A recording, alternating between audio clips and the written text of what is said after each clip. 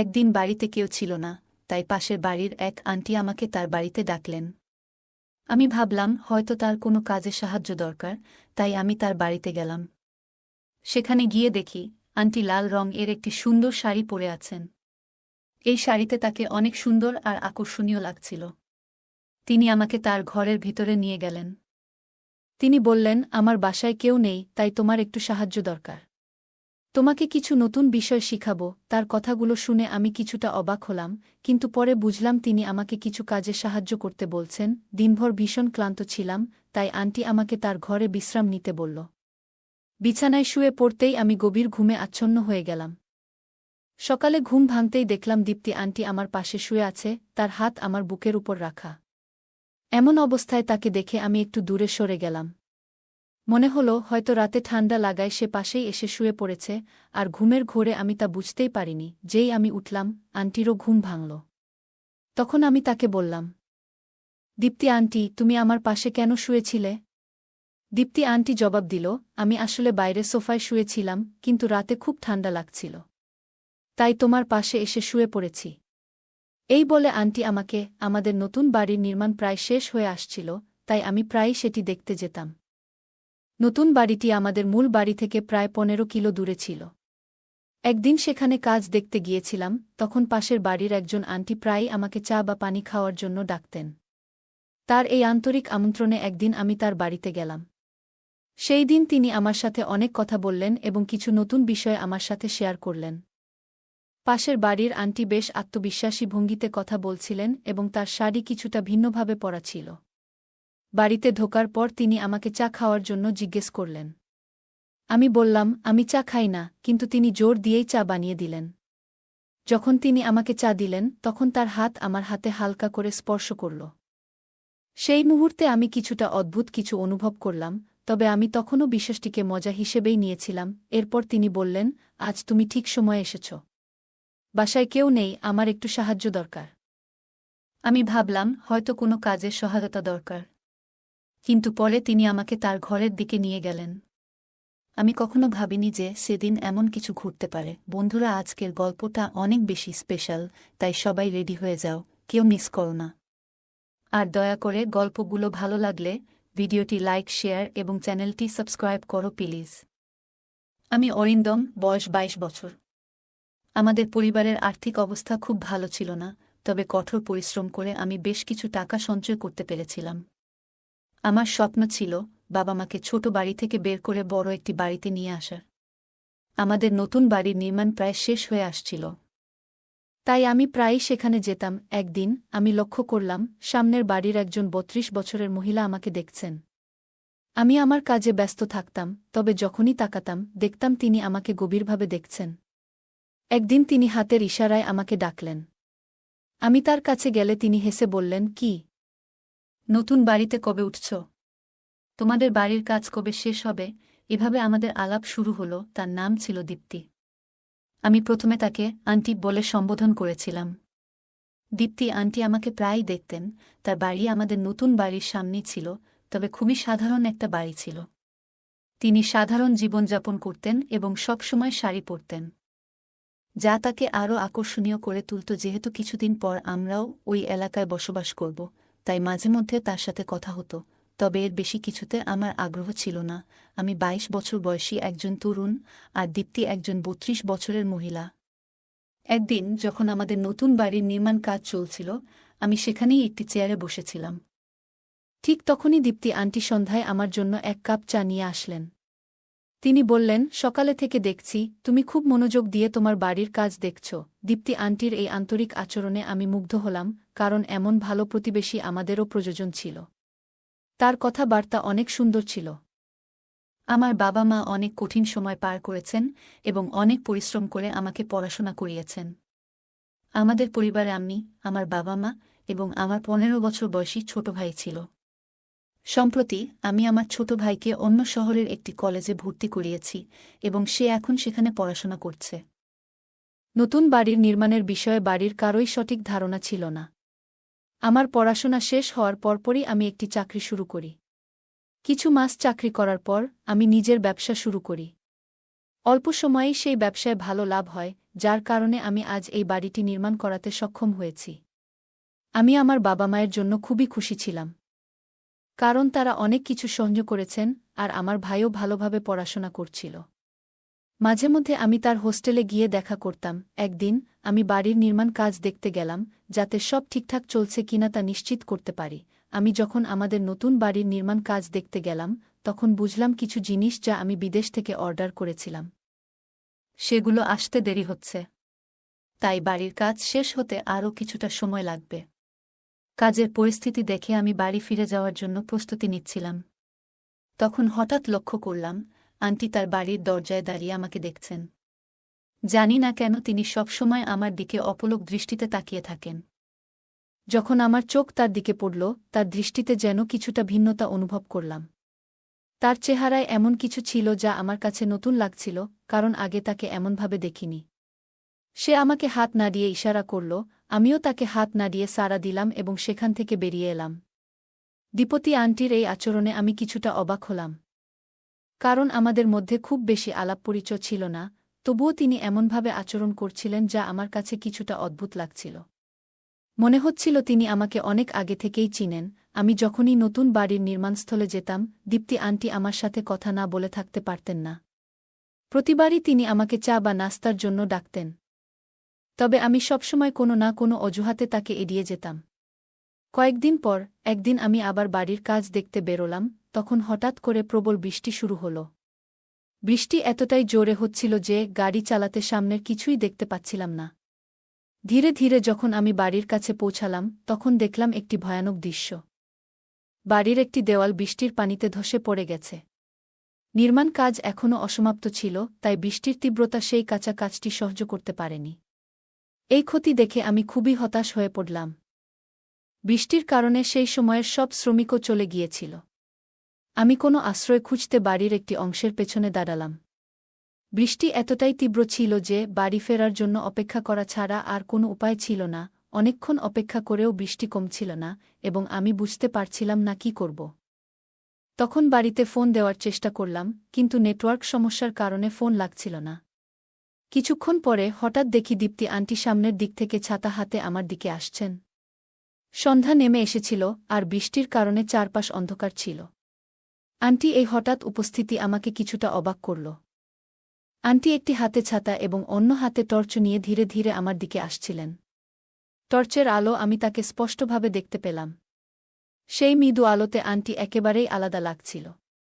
সাধারণত তাকে শাড়িতে দেখতাম, কিন্তু আজ তিনি আধুনিক পোশাকে ছিলেন এবং তার ঠোঁটে লাল লিপস্টিক ঝলমল করছিল। এই নতুন রূপে তাকে আগে কখনো দেখিনি এবং তার দিকে তাকিয়ে আমি বিস্ময়ে তাকিয়ে রইলাম। ছাতাটি ছোট হওয়ায় তার শরীর কিছুটা ভিজে গিয়েছিল, আর সেই ভেজা অবস্থা তাকে আরও আকর্ষণীয় করে তুলেছিল। তাকে দেখে আমার দৃষ্টি বদলে যেতে থাকল। এত সুন্দর কাউকে আমি আগে কখনো দেখিনি। আন্টি এসে আমার হাত ধরলেন এবং কিছু না বলেই আমাকে তার বাড়ির দিকে নিয়ে যেতে লাগলেন। আমি কিছু না বলে তার পেছনে পেছনে চলতে থাকলাম। তিনি সামনে ছিলেন আর আমি পেছনে। তার প্রতিটি ভঙ্গিমা আমাকে মুগ্ধ করছিল। আগে কখনোই কোনো নারীর প্রতি এমন অনুভূতি জন্মায়নি আমার। আজ যেন নিজের আবেগ সামলানো কঠিন হয়ে পড়ল। দীপ্তি আন্টির উপস্থিতি, তার সৌন্দর্য আর এই বৃষ্টি, সবকিছু একসঙ্গে মিলে আমার মনে অদ্ভুত একটা প্রভাব ফেলছিল। ঠিক তখনই দীপ্তি আন্টি হঠাৎ আমার দিকে তাকিয়ে বললেন, অরিন্দম, বৃষ্টির মধ্যে এভাবে কি করছো তুমি? এমন মুষলধারে বৃষ্টি হচ্ছে, এখানে থেমে থাকাটা কি ঠিক? আমি দীপ্তি আন্টিকে বললাম, আমি আসলে বৃষ্টি কমার অপেক্ষা করছি, কারণ বাড়ি ফিরে যেতে অনেক দেরি হয়ে যাবে। এত জোরে বৃষ্টি হচ্ছে যে এখানেই দাঁড়িয়ে থাকতে বাধ্য হচ্ছি। আন্টি হাসতে হাসতে বললেন, অরিন্দম, আমি তোমার প্রতিবেশী। তুমি আমার সাহায্য নিতে পারো। প্রতিবেশীরা যদি কঠিন সময়ে পাশে না থাকে, তবে কবে থাকবে? আমি মুচকি হেসে তার কথা শুনছিলাম। তিনি বললেন, এ বাড়িকে নিজেরই মনে করো। কথা বলতে বলতে আমি নিচের দিকে তাকিয়েছিলাম, তবে যখন তার দিকে তাকালাম, তার রূপ দেখে আমার মধ্যে অদ্ভুত অনুভূতি হল। দীপ্তি আন্টির সৌন্দর্য আমাকে মুগ্ধ করছিল। তবে আমি নিজেকে সামলে নিলাম, কারণ জানতাম আন্টির বিয়ে হয়েছে। তখন আমি তাকে বললাম, আন্টি, আপনার সাহায্যের জন্য ধন্যবাদ। আন্টি হাসতে হাসতে বললেন, আমাকে আন্টি বলো না, এবং ভবিষ্যতে যদি কখনো আমার কোনো সাহায্য লাগে, তুমি করবে তো? আমি মাথা নেড়ে সম্মতি জানালাম। বৃষ্টিতে ভিজে গিয়েছিলাম আর ঠান্ডায় কাঁপছিলাম। দীপ্তি তখন আমার দিকে এগিয়ে এসে আমার শার্ট খুলে দেওয়ার চেষ্টা করলেন এবং তার স্পর্শে আমার শরীরের মধ্যে এক অদ্ভুত অনুভূতি জেগে উঠল। সেই মুহূর্তটি আমাকে অবাক করছিল, তবে আমি নিজেকে নিয়ন্ত্রণে রাখার চেষ্টা করছিলাম। আমি তখন বেশ দোটানায় পড়ে গিয়েছিলাম, বুঝে উঠতে পারছিলাম না ঠিক কী করব। দীপ্তি আন্টির আচরণ কিছুটা অপ্রত্যাশিত মনে হচ্ছিল। বিশেষত তার স্পর্শে যেন একটা অদ্ভুত অনুভূতি হচ্ছিল। তবে আমি নিজেকে সামলে নিয়ে শান্তভাবে বললাম, আন্টি, দয়া করে একটু থামুন। আমার প্রশ্ন তোলার পর দীপ্তি আন্টি হেসে বললেন, অরিন্দম, কোনো চিন্তা করো না। তোমার জামাটা পুরো ভিজে গেছে, ঠান্ডা লেগে যেতে পারে। আমি তোমাকে আমার স্বামীর একটা শার্ট এনে দিচ্ছি। সেটা পরে নাও। আন্টি আমাকে সাহায্য করছিলেন, সবকিছু স্বাভাবিক ছিল যতক্ষণ না তিনি আমার শার্ট খোলার চেষ্টা করলেন। তখনই আমার মনে কিছুটা অস্বস্তি হল। আমি ধীরে ধীরে একপাশে সরে গিয়ে একটু দূরত্ব তৈরি করলাম। তিনি এরপর আরও কয়েকটা শার্ট নিয়ে এলেন, কিন্তু সেগুলোর কোনোটাই আমার গায়ে ঠিকমতো ফিট হচ্ছিল না। তখন আমি বিনয়ের সঙ্গে বললাম, আচ্ছা, আপনার কাছে যদি কোনো কাঁথা বা কম্বল থাকে সেটা দিলেই হবে। আন্টি আমাকে একটি কাঁথা এনে দিলেন এবং আমি সেটি নিয়ে তার বাড়ির সোফায় বসে পড়লাম। ঘড়ির দিকে তাকিয়ে দেখি রাত 11টা বেজে গেছে। বাড়ি ফেরার অনেক দেরি হয়ে গেছে। কিছুক্ষণ পর দীপ্তি আন্টি গরম স্যুপ নিয়ে এসে বললেন, অরিন্দম, এই স্যুপটা খেয়ে নাও, তোমার ভালো লাগবে। আমি তার হাত থেকে স্যুপ নিয়ে খেতে শুরু করলাম। মনিকার আতিথেয়তা আমার বেশ ভালো লাগছিল। আর স্যুপটা বেশ মজার ছিল। আমি সত্যিই জানতাম না যে প্রতিবেশী এতটা ভালো হতে পারেন। স্যুপ খেয়ে কিছুটা স্বস্তি অনুভব করছিলাম, কারণ তখন একটু ক্ষুধাও লেগেছিল। স্যুপ খাওয়ার সময় আন্টি আমার সামনে বসেছিলেন আর আমার মন বারবার তার দিকে চলে যাচ্ছিল। তার সৌন্দর্য আমাকে একদম মুগ্ধ করে ফেলেছিল। এই সময়ে দীপ্তি বললেন, অরিন্দম, এখন তোমার বাড়ি যেতে অনেক দেরি হয়ে যাবে। তাই আজ রাতটা এখানেই থেকে যাও। আর কোনো চিন্তা করো না, আমি তোমার পুরো খেয়াল রাখব। দীপ্তি আন্টির প্রতিটি কথা আমার মনে মধুর মতো লাগছিল, কারণ তার কণ্ঠ ছিল এতটাই মিষ্টি। তাকে দেখে আমার মনে হচ্ছিল, যদি আমার স্ত্রীও এমনই হতেন। আমি বিয়ে করলে এমনি একজনকেই বিয়ে করব। এসব আমি মনে মনে ভাবছিলাম। আমি যখন নানা চিন্তায় ডুবেছিলাম, তখন দীপ্তি আন্টি আমার কাছে এসে দাঁড়ালেন। তিনি এক হাতে আমার কাঁধে আলতো করে স্পর্শ করলেন এবং অন্য হাতে আমার ভেজা চুলে হাত বুলিয়ে বললেন, তোমার চুলও বেশ ভিজে গেছে। তারপর চুলের পানি মুছে দিতে শুরু করলেন। তার আচরণ তখন বেশ স্বস্তিদায়ক লাগছিল। কিন্তু আমার মন একদিকে মনে করাচ্ছিল, তিনি একজন বিবাহিত মানুষ এবং আমাকে সাহায্য করছেন, তাই আমি এর কোনো ভিন্ন অর্থ বের করা ঠিক হবে না। আমি তার সাথে সম্মানের সাথে কথা বলছিলাম। আমি তাকে বললাম, তোমার বাসায় থাকাটা আমার কাছে ঠিক মনে হচ্ছে না, কিন্তু আজকের রাতটা থেকে যাব। তাছাড়া কোনো উপায় নেই। তবে ভোরেই বাড়ি ফিরে যাব। বৃষ্টি থামার নাম নিচ্ছিল না, আর সেই বৃষ্টি যেন আমাদের এই সাক্ষাতের মূল কারণ হয়ে উঠেছিল। আমি ভাবছিলাম যে এটা হয়তো দীপ্তি আন্টির দিক থেকে কিছুটা সাহায্য ছিল। তবে আমি জানতাম না যে রাতের সেই ঘটনার ফলে আমার জীবনে এক নতুন অভিজ্ঞতা হতে চলেছে। দিনভর ভীষণ ক্লান্ত ছিলাম, তাই দীপ্তি আমাকে তার ঘরে বিশ্রাম নিতে বলল। বিছানায় শুয়ে পড়তেই আমি গভীর ঘুমে আচ্ছন্ন হয়ে গেলাম। সকালে ঘুম ভাঙতেই দেখলাম দীপ্তি আন্টি আমার পাশে শুয়ে আছে, তার হাত আমার বুকের উপর রাখা। এমন অবস্থায় তাকে দেখে আমি একটু দূরে সরে গেলাম। মনে হলো হয়তো রাতে ঠান্ডা লাগায় সে পাশেই এসে শুয়ে পড়েছে। আর ঘুমের ঘোরে আমি তা বুঝতেই পারিনি। যেই আমি উঠলাম, দীপ্তি আন্টিও ঘুম ভাঙল। তখন আমি তাকে বললাম, আন্টি, তুমি আমার পাশে কেন শুয়েছিলে? দীপ্তি আন্টি জবাব দিল, আমি আসলে বাইরে সোফায় শুয়েছিলাম, কিন্তু রাতে খুব ঠান্ডা লাগছিল। তাই তোমার পাশে এসে শুয়ে পড়েছি। আমি তখন আমার শার্ট খুঁজতে লাগলাম, দেখি শার্টটা হোলে পড়ে আছে। শার্ট পরে আমি তাড়াতাড়ি তার ঘর থেকে বেরিয়ে পড়লাম এবং গাড়িতে উঠে বাড়ির দিকে রওনা দিলাম। বাড়িতে পৌঁছে মাকে জানালাম যে রাতে প্রচণ্ড বৃষ্টি হচ্ছিল, তাই নতুন বাড়ির হোলে থাকতে হয়েছিল। আমি কিছুক্ষণ থেমে গিয়েছিলাম স্নান করার জন্য। বাথরুমে গিয়ে যখন শার্ট খুললাম, তখন আয়নায় যা দেখলাম তাতে আমি পুরোপুরি হতবাক হয়ে গেলাম। ভালো করে তাকাতেই বুঝতে পারলাম আমার বুকে লিপস্টিকের দাগ। আমি কিছুতেই বুঝতে পারছিলাম না এটা কিভাবে হলো বা কখন ঘটল। অনেক প্রশ্ন আমার মাথায় ঘুরপাক খেতে লাগল। আমি ভাবছিলাম, হয়তো দীপ্তি আন্টি আমাকে যে স্যুপ খাইয়েছিল, তার কারণে আমি গভীর ঘুমে আচ্ছন্ন হয়ে পড়েছিলাম। সেই ঘুমের মধ্যে কি এমন কিছু ঘটেছে যা আমি টের পাইনি? রাতের সেই পরিবেশ কিছুটা উত্তেজনাপূর্ণ ছিল, তবে দীপতি বিবাহিত, তাই আমি নিজের মনকে নিয়ন্ত্রণে রেখেছিলাম। কিন্তু যে ঘটনা ঘটেছিল তা থেকে বোঝা যাচ্ছিল, হয়তো দীপ্তি আন্টি মনেও একই ধরনের চিন্তা ছিল। তিনি হয়তো আমাকে নিয়ে ভাবতেন। সেই দিন আমার সব কাজ শেষ করলাম, কিন্তু সারাদিন ধরে দীপ্তি আন্টির কথা, আগের রাতের স্মৃতি বারবার মাথায় ঘুরতে লাগল। তার আচরণও কিছুটা রহস্যময় ছিল, যেন সে কিছু বলতে চাইছে। আমার মনেও তাকে নিয়ে অনেক কথা জমা হচ্ছিল, কিন্তু আমি কিছু বলতে পারছিলাম না। সেই সুযোগটাই আমি পাচ্ছিলাম না। 2 দিন পর আমি বাড়ির কাজ দেখতে গেলাম। সেখানে গিয়ে দেখলাম মিস্ত্রিরা বাড়ির দেয়ালগুলো আবার ঠিকঠাক করে দিয়েছে। বৃষ্টি 2 দিন ধরেই বন্ধ ছিল। আমি দীপ্তি আন্টির বাড়ির দিকে তাকালাম, কিন্তু বাড়ির দরজা বন্ধ। সাধারণত যখনই আমি সেখানে যেতাম, দীপতি আন্টি আশেপাশে থাকত। আজ তাকে কোথাও দেখা গেল না। চারপাশে তাকালাম, কিন্তু কোনো খোঁজ পেলাম না। শেষে আমি তার বাড়ির দরজার কাছে গেলাম, তখন তাকে দেখার জন্য একটা অস্থিরতা কাজ করছিল। তার বাড়ির কাছে পৌঁছাতেই ভেতর থেকে কিছু পুরুষদের কথা শোনার মতো লাগল। আমার মনে হলো হয়তো অতিথিরা এসেছে। তাই আমি ফিরে যাওয়াই ভালো মনে করলাম। আমার মন যদিও অস্থির হয়েছিল, কারণ সেই দিনের পরে আন্টি দেখার আকাঙ্ক্ষা আরও বেড়ে গিয়েছিল। সারাদিন অপেক্ষা করলাম, কিন্তু দীপ্তি আন্টি আর বের হল না। সন্ধ্যার দিকে বাড়ি ফেরার পথে আমি আমার ভাই এর সঙ্গে দেখা করলাম। তাকে দেখে আমি অবাক হলাম, কারণ এ সময় তাকে এখানে দেখার কথা নয়। আমি গাড়ি থামিয়ে তার দিকে গেলাম। ভাই কিছুটা ভীত দেখাচ্ছিল। আমি জিজ্ঞাসা করলাম, তুমি এখানে কি করছো? তোমার তো এই সময় হোস্টেলে থাকার কথা ছিল, আর তুমি এখানে এসেছ সেটা বলেওনি। ভাই উত্তর দিল, ভাইয়া, সব বলবো, কিন্তু আগে বাড়ি চলো। আমি অনেক দিন ধরে মায়ের হাতে রান্না করা খাবার খাইনি। তার কথা শুনে আমি তাকে গাড়িতে তুললাম এবং বাড়ি ফিরে গেলাম। সে খাবার খেল এবং তাড়াতাড়ি ঘুমিয়ে পড়ল। কিন্তু সেই রাতেও আমার ঘুম আসছিল না। বারবার ঘুমের মধ্যে অস্থির হয়ে পড়ছিলাম। আন্টির কথা বারবার মনে হচ্ছিল। রাতের একসময় হঠাৎ করে ভাই ঘুমের মধ্যে উঠে কোথাও যাচ্ছিল। আমি তাকে ডাকার চেষ্টা করলাম, কিন্তু সে আমার দিকে ফিরেও তাকাল না। বুঝলাম সে ঘুমের মধ্যে হাঁটছে। আমি তাড়াতাড়ি তাকে ধরে নিয়ে এসে শুইয়ে দিলাম। পরের দিন আমি মনে মনে সিদ্ধান্ত নিলাম যে আজ দীপ্তি আন্টির সঙ্গে দেখা করতেই হবে। তাকে না দেখলে আমার অস্থিরতা কাটছিল না।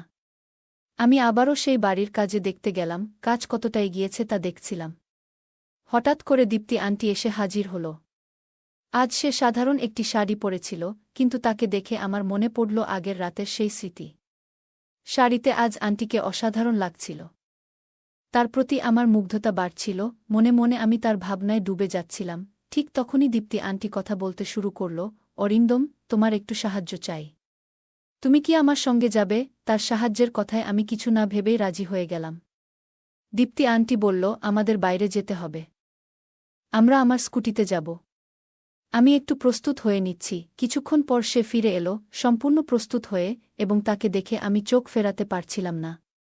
তাকে আজ মনে হচ্ছিল আরও সুন্দর লাগছে তাকে। আমরা স্কুটিতে চড়ে রওনা হলাম এবং কিছু সময় পরে একটি পুরনো বাড়ির কাছে পৌঁছালাম। বাড়িটা বেশ বড় ছিল। আমি জিজ্ঞাসা করলাম, দীপতি আন্টি, তুমি আমাকে কোথায় নিয়ে এসেছ? সে বলল, আমার বাড়ির আশেপাশে কিছুটা সম্মান আছে, তাই তোমাকে এখানে নিয়ে এসেছি। এখানে আমার এক বন্ধুর ঘর আছে। আমরা সেই বন্ধুর ঘরে পৌঁছালাম। আমার মনে একটা চিন্তা ঘুরছিল, হয়তো আজ আমার মনের ইচ্ছাগুলো পূরণ হতে চলেছে। এই ভাবনায় আমি তার পিছু পিছু চললাম। স্কুটি থেকে নেমে আন্টি আমাকে নিয়ে বাড়ির এক কোণে ছোট্ট ঘরে গেল। ঘরে ঢুকে দেখলাম সেখানে একটা বিছানা আর পাশে একটি পানির কলস রাখা ছিল। দীপতি আন্টি বিছানায় বসে পড়ল। ঘরটা ছিল শান্ত আর খানিকটা অন্ধকারাচ্ছন্ন, তবে আমার মন সম্পূর্ণ অন্য কিছুতে নিবদ্ধ ছিল। আমি বিছানায় বসেছিলাম। কিছুক্ষণের মধ্যেই ঘরে 4 জন শক্তিশালী লোক ঢুকে পড়ল।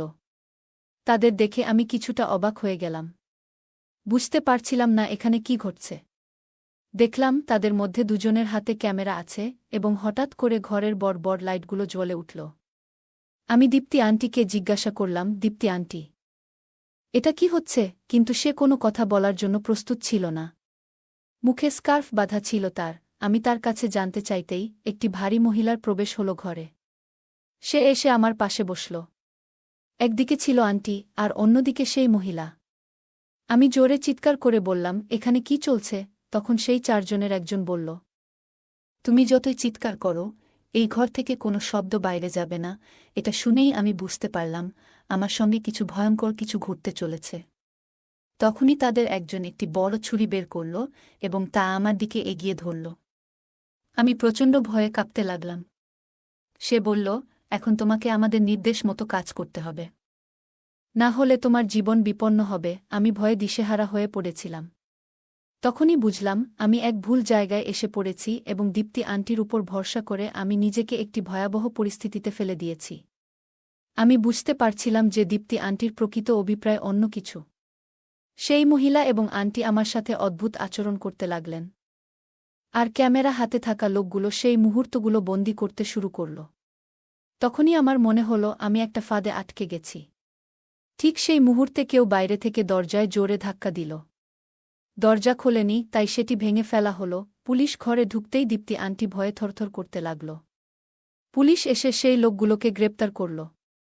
তারা আসলে একটি চক্রের সদস্য ছিল, যারা নারীদের ফাঁদে ফেলে তরুণদের থেকে অর্থ আদায় করত। দীপ্তি আন্টি আগেও এমন অনেক কাজ করেছে, আর আমার ছোট ভাই ও এই প্রতারণার শিকার হয়েছিল। এই কারণেই আমরা দীপ্তি আন্টিকে ধরার জন্য পরিকল্পনা করেছিলাম। আমার ভাই আমাকে সবকিছু খুলে বলেছিল, কিভাবে আন্টি তাকে ফাঁদে ফেলেছিল। সে হোস্টেল থেকে ফেরার পথে দীপ্তি আন্টির সঙ্গে পরিচিত হয়েছিল এবং ধীরে ধীরে প্রতারণার শিকার হয়। আসলে দীপ্তি আন্টির আসল নাম দীপ্তি নয়। সে এবং তার দল যুবকদের ফাঁদে ফেলে তাদের কাছ থেকে টাকা আদায় করত। আমি পুরো বিষয়টি পুলিশকে জানাই এবং পুলিশ আমাদের সাহায্যে এই চক্রটিকে ধরার জন্য একটি পরিকল্পনা তৈরি করে। দীপ্তি আমার ভাই এর সঙ্গেও এমন একটি ভিডিও ধারণ করেছিল এবং তার কাছ থেকে প্রচুর টাকা দাবি করেছিল। আমার ভাই কিছু টাকা দিয়েছিল, কিন্তু তারা তাতে সন্তুষ্ট হয়নি। তারা আমার ভাইকে ব্ল্যাকমেইল করতে থাকে এবং আরও অর্থ আদায়ের চেষ্টা করছিল। আমার ভাই এ ঘটনা আমাকে গভীরভাবে নাড়া দিয়েছিল। রাতের বেলা যখন আমি আমার ভাইকে বাড়িতে নিয়ে এসেছিলাম, তখন দেখলাম সে এক কোণে বসে কাঁদছে। আমি তাকে সান্ত্বনা দিয়ে সব কথা জিজ্ঞাসা করলাম। অনেক সাহস সঞ্চয় করে সে আমাকে পুরো ঘটনা জানাল। তার সেই সাহসের কারণেই আমি দীপ্তি এই প্রতারণামূলক চক্রের পর্দা ফাঁস করতে পেরেছিলাম। আমাদের বাড়ির সামনে যে বাড়িটা দীপ্তি ভাড়া নিয়েছিল, সেটাও সে ভুয়া পরিচয় ব্যবহার করে ভাড়া নিয়েছিল। আমার ভাই এই ঘটনাটি তার জীবনে বড়সড় মানসিক আঘাত হেনেছে, যার জন্য সে ডিপ্রেশনে চলে গিয়েছিল। তাকে সুস্থ করতে অনেক সময় লেগেছিল। দীপতি এবং তার চক্রকে আমি আইনের আওতায় এনে ভালোভাবে শাস্তি দিতে পেরেছিলাম। সময়মতো সত্যটা জানতে পারায় আমি আমার ভাইকে এই ভয়ঙ্কর পরিস্থিতি থেকে উদ্ধার করতে সক্ষম হয়েছিলাম। নইলে তার জীবনে কি ঘটতে পারত তা ভাবতেই ভয় লাগে। দীপ্তির এই চক্র সম্পর্কে জানার পর আরও অনেক তরুণ এগিয়ে এসে তাদের অভিজ্ঞতা শেয়ার করেছিল। অনেকেই এই ধরনের প্রতারণার শিকার হয়েছিল। বন্ধুরা, মনে রাখবেন, কারো মিষ্টি কথায় সহজেই বিশ্বাস করবেন না। অজানা লোকের উপর তাড়াতাড়ি বিশ্বাস করা বিপজ্জনক হতে পারে। আপনার সরলতার সুযোগ নিতে কিছু লোক সর্বদা প্রস্তুত থাকে। তাই সজাগ থাকুন, যাতে আপনার জীবনে অরিন্দম এর মতো পরিস্থিতি না আসে। বন্ধুরা, যদি এই গল্পটি ভালো লেগে থাকে, তাহলে দয়া করে ভিডিওটি লাইক করুন এবং আমাদের চ্যানেলটি সাবস্ক্রাইব করুন। পাশে থাকা বেল আইকনটি প্রেস করুন, যাতে করে আমরা যখনই নতুন ভিডিও আপলোড করি, তার নোটিফিকেশন সবার আগে আপনার কাছে পৌঁছে যায়। ধন্যবাদ, দেখা হবে আমাদের পরবর্তী ভিডিওতে।